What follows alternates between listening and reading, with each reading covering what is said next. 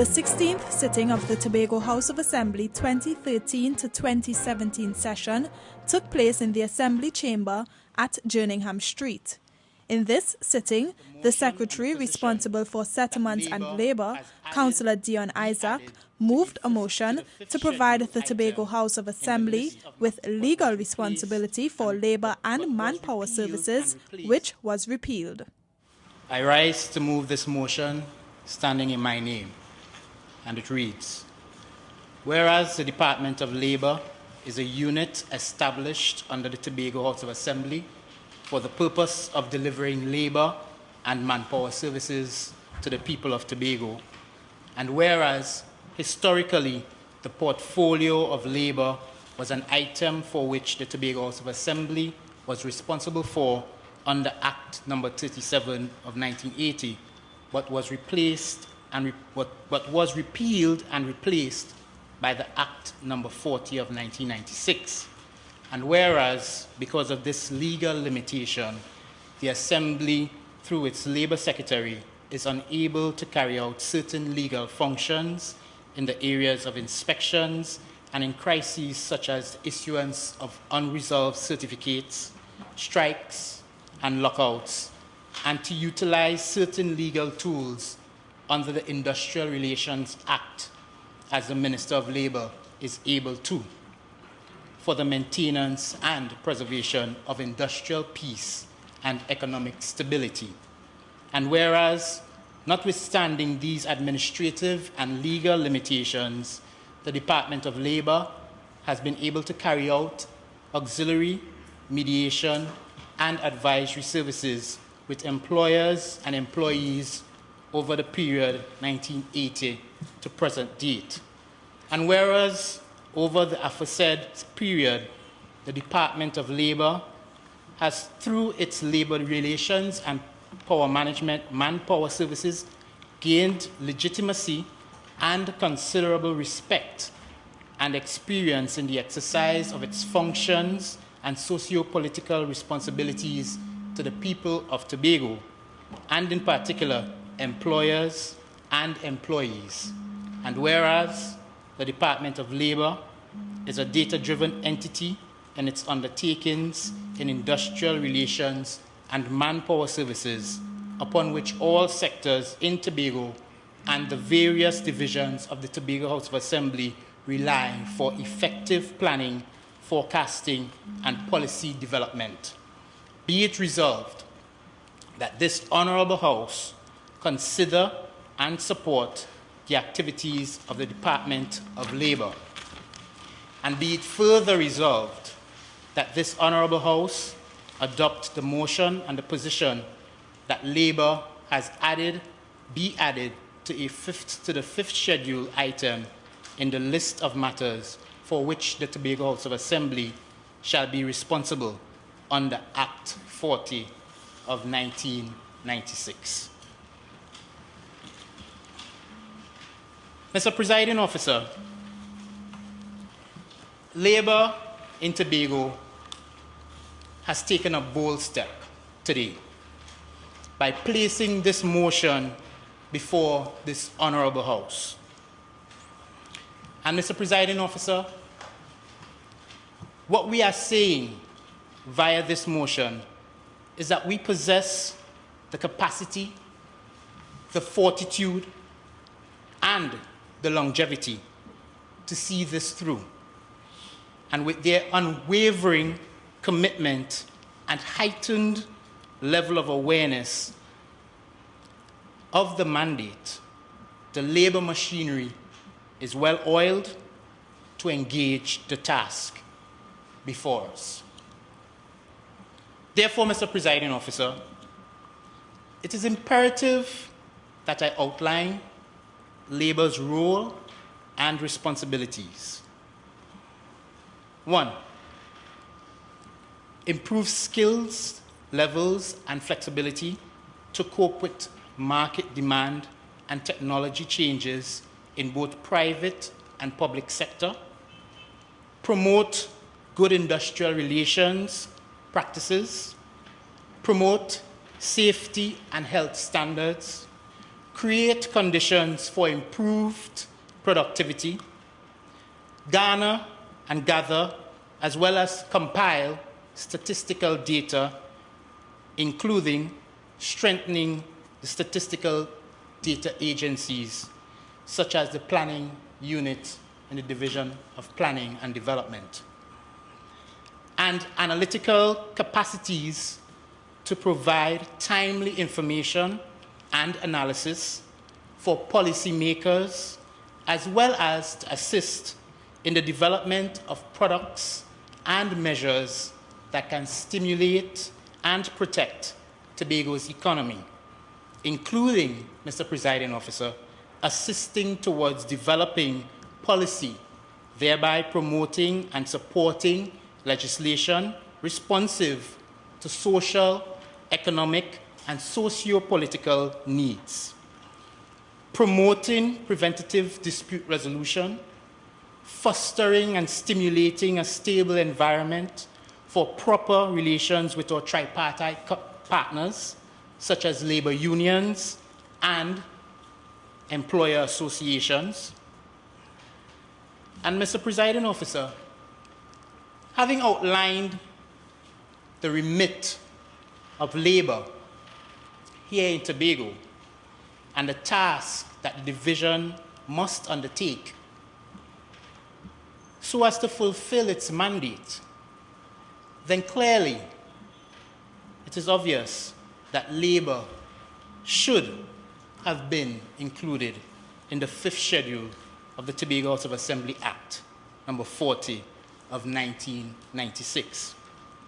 How can we account meaningfully if we do not possess the power by law to influence or even guide the process? And Mr. Presiding Officer, that statement is truly profound. If we really give thought to it, we would truly recognize that if legislation is not on our side, then it's totally, in most cases, quite impossible and impracticable for us to be able to achieve our mandate.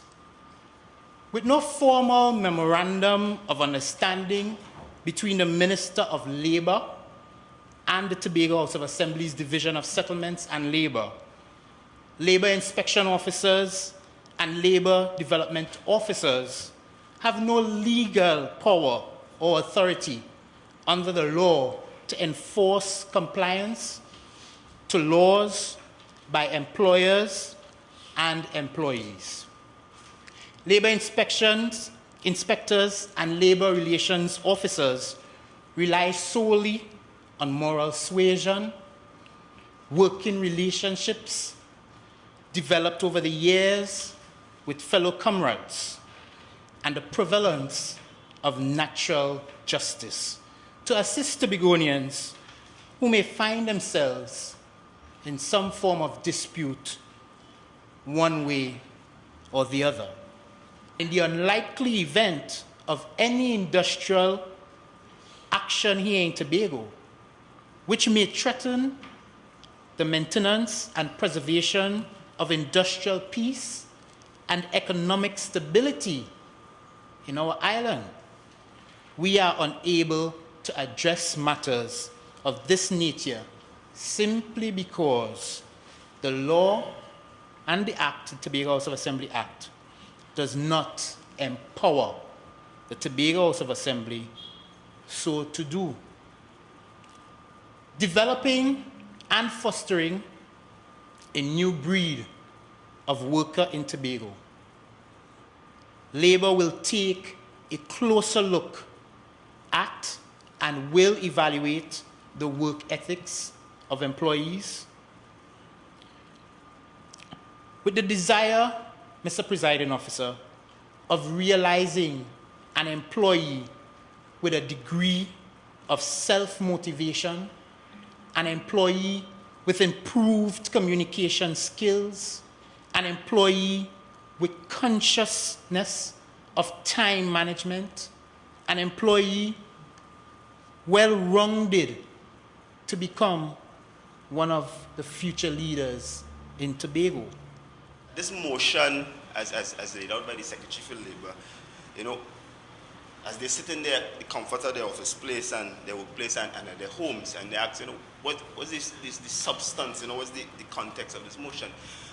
It is simply that we are saying as the Tobago House of Assembly that if we are to impact on some issues like the minimum wage and whether you should have a special minimum wage for Tobago or a special sectoral minimum wage, or as we approach addressing particular industrial relations and workplace issues in Tobago, when we talk about the issues of health and safety, when we talk about the opportunities for negotiations, all of these things, if we are to, as the Tobago House of Assembly, address the issues as it relates to the common man, we must have that opportunity through the legislation and through the changing of that.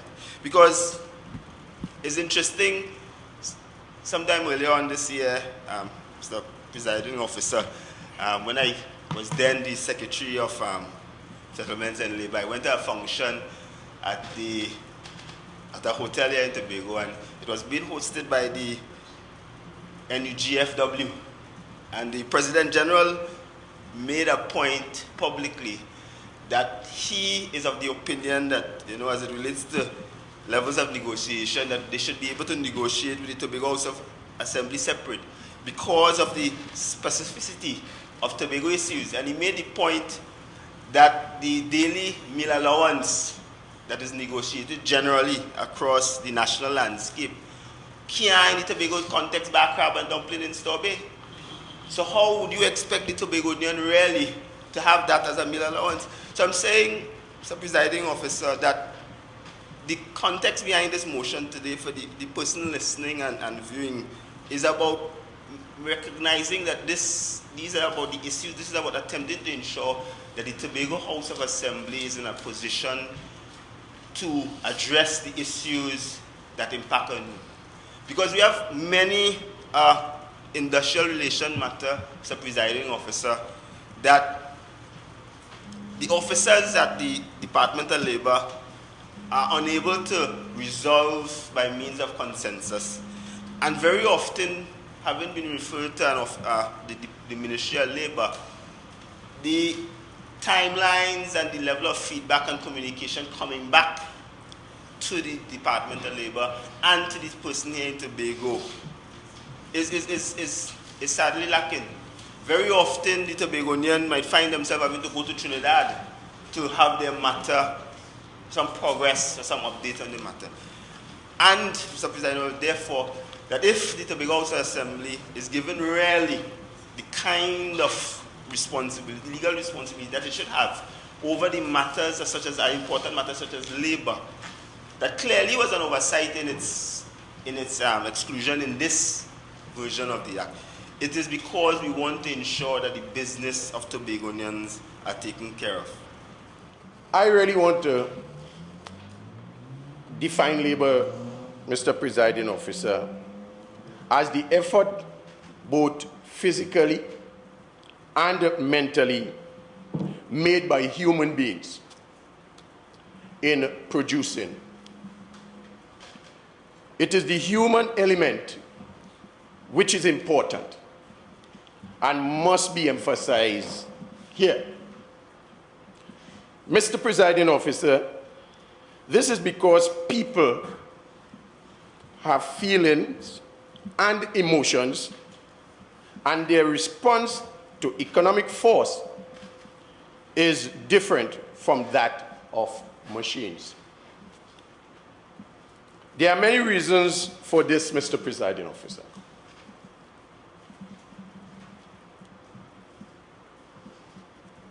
Obviously, some do and some are not. For instance, Mr. Presiding Officer, a profitable machine can be reproduced fairly easily and quickly, but the overall supply of labor does not depend on its earnings. Mr. Presiding Officer, Other factors are such as contentment of workers, the method of payments, the ability of labor to easily move occupationally and geographically are some that readily comes to mind. The Tobago House of Assembly is not happy at all with this arrangement and see this as another reason for constitutional reform and full internal self-government. When I was at the division, a lady came to me and she was expressing some concern. She had a matter with the industrial court in Trinidad, and I said Trinidad. And she had to take the slow boat, the cargo boat. She had to take it because she didn't have anywhere to stay in Trinidad.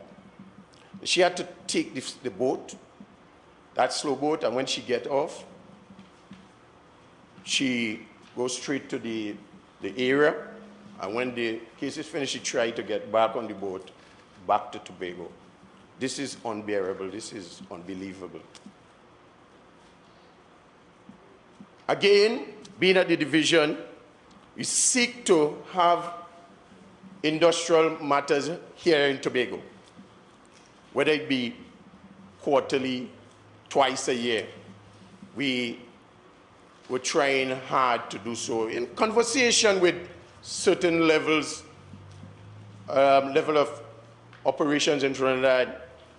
They had to be outfitted in Tobago with an office and areas to keep the court, and that seems to be an uphill task.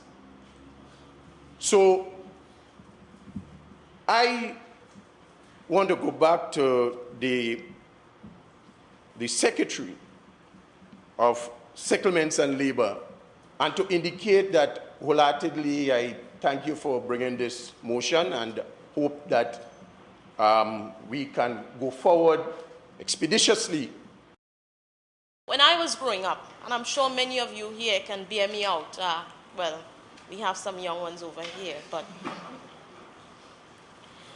I never heard of a career as a video game developer, a game tester, a professional game player. We never had phones to carry in our pockets, much more one to play games on. And I hope that games are not being played right now. The reality is that games are a multi-trillion-dollar industry with many associated jobs and career paths none of us ever conceived. Just 2 days ago, the famous Candy Crush game.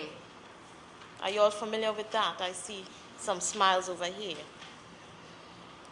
The Candy Crush game, with over 93 million users, including local users from Tobago, made the news when it was valued at $6 billion. And with the launch of its stock and the initial public offering, the IPO, where the company and shareholders raised over $500 million. We may think that this is not relevant to us, but it is. With the number of internet access stations that the Division of Community Development and Culture has installed over the past year and previous years, the 4 Y zones, 4 community centers in just the last year, and walk-in centers, that career and many other related careers are now visible and within the reach of our youth. Without legislature, how can this industry be effectively regulated from here? Mr. Presiding Officer, the administration of the Tobago House of Assembly over the last decade must be commended for the vision to improve access to modern technology and empower our Tobagonians to keep pace with modern times. It is therefore up to the people of Tobago to maximize on all opportunities and be prepared to compete on a global scale. And that is not far-fetched either.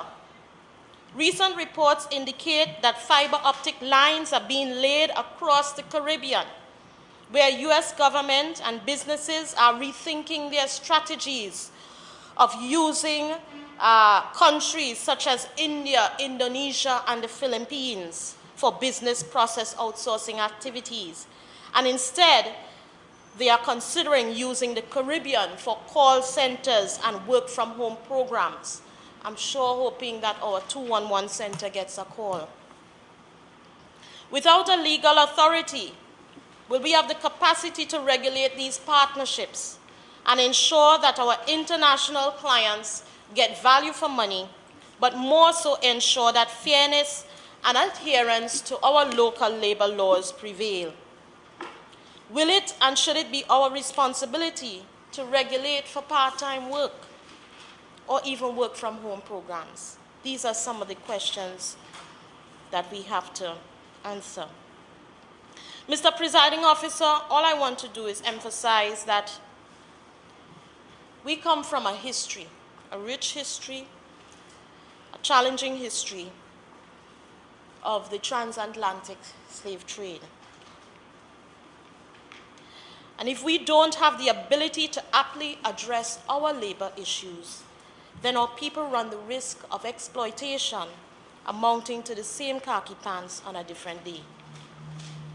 Labor is part of the smallest division in the Assembly called Settlements and Labor. But it is one of the departments that has the potential to impact our development significantly, as I mentioned earlier. It is about the protection of workers' rights and employees' interests. It is about fair play and leveling the playing field so everyone wins. Without the adequate capacity to regulate the workforce, our private sector will continue to struggle, and there will be a growing inequality in the development of our communities. An effective labor unit with the attendant legislative powers is essential for the development revolution. The procurement of the labor force must match market trends such that the residents benefit as the first choice to opportunities. The management of foreign workers must also be addressed where their legitimate rights can be honored. Mr. Presiding Officer, I applaud the efforts of this Secretary of Settlements and Labor and all others previously for attempting to work without the necessary tools. But we must understand that mediation alone cannot begin to organize a fair and productive tourism sector, agricultural sector, or any area of significant workforce. In addition, given the uniqueness of Tobago's workforce, as we heard described by Assemblyman Cadet, with small family-owned businesses and large government employment, that the legal powers must be locally based. Mr. Presiding Officer, the industry of the cultural and creative sector perhaps is the field that needs the most labor support at this time, and therefore an adequate labor unit is timely.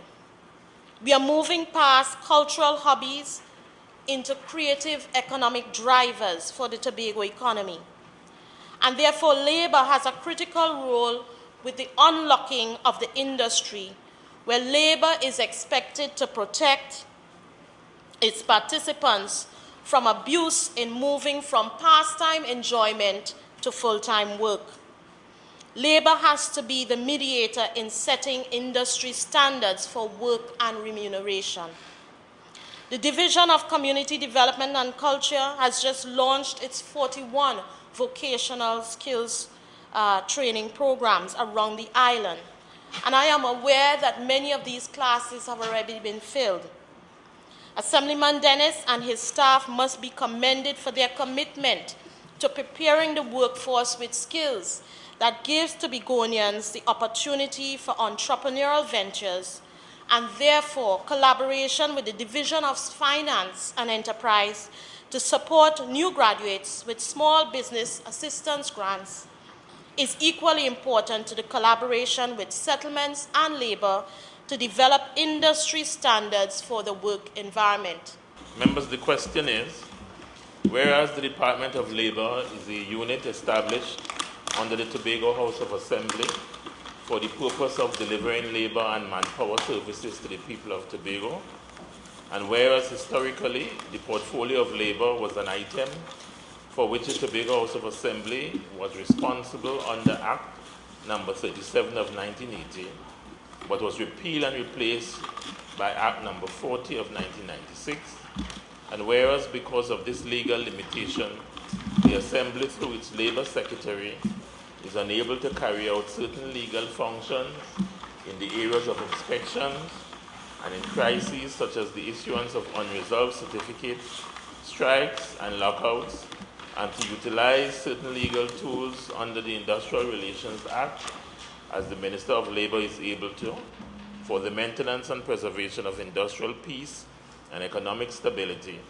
And whereas, notwithstanding these administrative and legal limitations, the Department of Labor has been able to carry out auxiliary, mediation, and advisory services with employers and employees over the period 1980 to present date, and whereas over the aforesaid period, the Department of Labor has, through its labor relations and manpower services, gained legitimacy and considerable respect and experience in the exercise of its functions and socio-political responsibilities to the people of Tobago, and in particular employers and employees, and whereas the Department of Labor is a data-driven entity in its undertakings in industrial relations and manpower services, upon which all sectors in Tobago and the various divisions of the Assembly rely for effective planning, forecasting, and policy development,